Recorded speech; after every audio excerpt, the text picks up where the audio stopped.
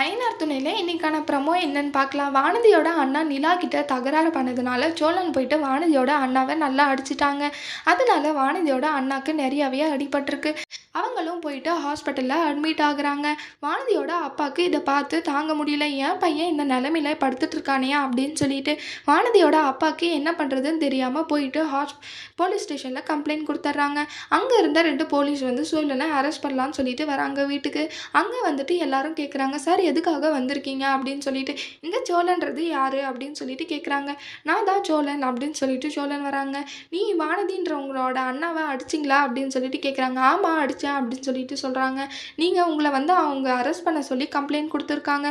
இப்போ நீங்கள் கிளம்பி வாங்க போகலாம் அப்படின்னு சொல்லிட்டு சொல்கிறாங்க. சேரன் என்ன சொல்கிறாங்க, என் தம்பி இந்த மாதிரி எல்லாம் பண்ணியிருக்க மாட்டான், அவன் நல்லவன், விட்டுருங்க சார் ப்ளீஸ், ஏதோ தெரியாமல் நடந்துருச்சு அப்படின்னு சொல்லிட்டு சேரன் என்ன கேட்குறாங்க.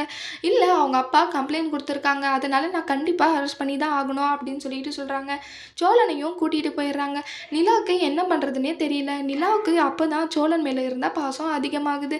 இந்த பாசத்தில் நிலா வந்து சோழனை வெளியே கொண்டு வருவாங்களான்னு பார்க்க அடுத்த வீடியோவில் பார்க்கலாம். இந்த வீடியோ பிடிச்சிருந்தா லைக் பண்ணுங்கள். பாய்.